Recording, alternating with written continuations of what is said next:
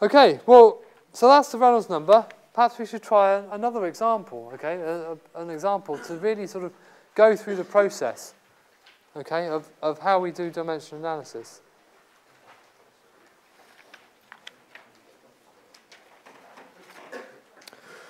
And so the example that I'm going to do is actually the example in the notes, okay, but we'll go through the process step by step, and hopefully you'll be able to follow what's going on, okay? So the worked example states that, the first part is showing, using dimensional analysis, that the pressure rise across a pump, okay, pressure rise across a pump, measured in, obviously, newtons per metre squared, okay, is related to the rotational speed of the pump, which we call n, okay, and we've got the density of the fluid, which obviously is rho, and the diameter of the pump impeller, or the pump rotor, okay, which is d. Okay, and we think, and basically we've got to show that the relationship looks like this, okay, so we've got some constant times by the density times by the diameter of the pump squared times by the rotational speed of the pump squared, okay. So that's the first part of the question. The second part is we've got to work out what k could be, okay. How do we work out k? And so the first step in dimensional analysis is to rewrite the general equation with our exponents, okay? So we know that the pressure rise is a function of the density, the diameter, and the rotational speed, okay? So that's rho d times n, okay? And so you write it with this phi, which means is a function of, essentially. And so writing this in the general form with the exponents, we've got k, rho to the a, d to the b, and n to the c, okay? So our exponents are a, b, and c. Okay, and as we said, k is just a constant, so there's no units attached to k, and so that's just dimensionless, okay? And so we've got our general equation, and what we have to do is now apply this principle of homogeneity, okay? And so we've got variables, units, and dimensions. Well, here's our variable pressure. Okay, well, the units of pressure are newtons per metre squared.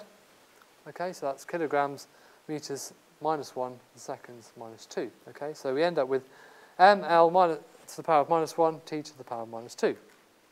So this is our pressure. This is what the right-hand side has to equal to in terms of its dimensions. Okay, now what on the right-hand side? We've got density. Well, that's mass divided by volume, ml to the minus 3. Obviously, the diameter of the pump, well, that's just going to be measured in distance, so length in meters. So that's L. And then rotational speed, well, this is measured in either cycles per second or revolutions per second or even radians per second.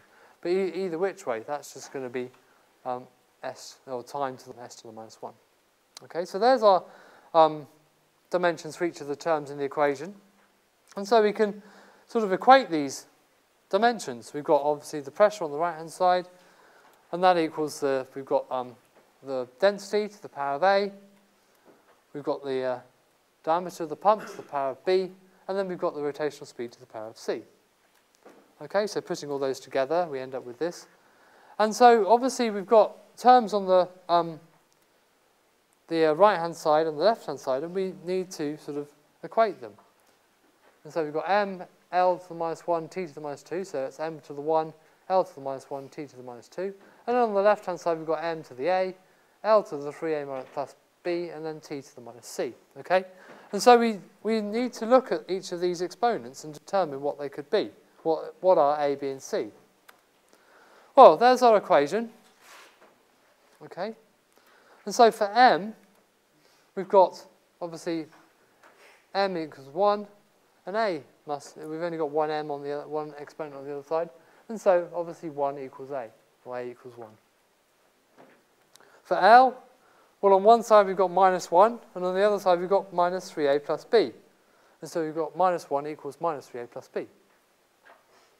And obviously from that, knowing that a equals 1, well, b must be 2. Okay? And then for time, well, we've got t to the minus 2 on the right-hand side, and on the left-hand side, we've got t to the minus c. Okay, so we can say minus 2 equals minus c, so c must also equal 2. Okay? So you can then plug those exponents into the general equations, which is our fourth step. And so there's our general equation, and there it is with the exponents in. Okay? And that is what we were looking for, QED. Okay? Well, part B was, how do we determine K? Okay? What's the process that we would go through to determine K? Okay? Well, essentially, here we've got an equation. We've got four variables. We've got pressure, density, diameter, and the rotational speed of the pump. Now, if you set up an equation, set up an experiment, obviously there's going to be a pump, okay? And about the pump, we know the diameter of the pump, okay? If we're dealing with a known fluid like water, we know the density of the water, okay? And you can imagine that, therefore, if, in your pump, you don't tend to vary the diameter of the pump as you're running an experiment, okay? Nor do you tend to vary the viscosity of the density of the fluid. And so you can imagine that there is a relationship between the pressure and n squared, okay? And as you vary one of the variables on the right-hand side, you keep the others constant, okay? Well, therefore, it's going to end up in a straight line, okay? So we record the pressure values of various n values.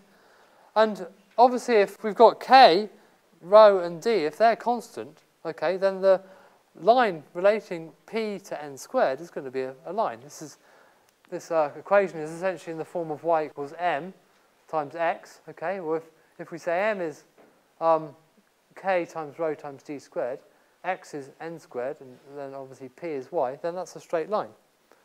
And so we end up with a slope m.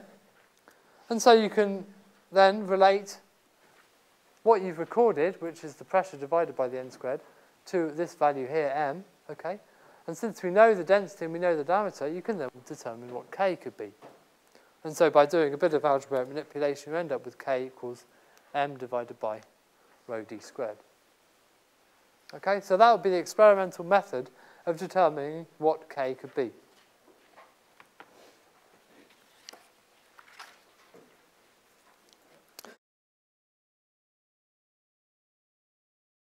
So today we've covered dimensional analysis, okay? And dimensional analysis helps us to determine laws from empirical results, from experiments, okay? And we determined that, well, we went through the principle of the dimensional homogeneity. And essentially that means that the dimensions on one side of the equation must equal the dimensions on the other side of the equation. Okay? So every term in an equation must be dimensionally the same when expressed in terms of fundamental dimensions. Okay? And the fundamental dimensions that we deal with are length, mass, and time, which is denoted by L, M, and T. Okay? And we learned that the Reynolds number is an equation that looks like this. The Reynolds number is rho CD upon mu, okay? Density times velocity times diameter divided by the viscosity.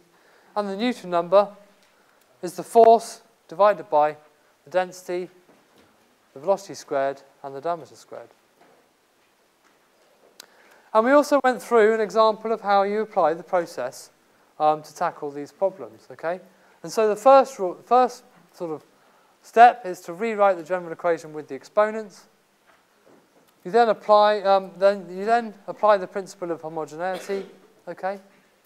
You then determine the exponents, okay, based on that principle of homogeneity, and then you substitute those exponents back into the general equation to determine your general equation that's been defined, okay? And then with K, you determine from empirical results. You plot one variable against another, okay, to form a straight line with the slope m, and then obviously rearranging the equation, you can relate m to K.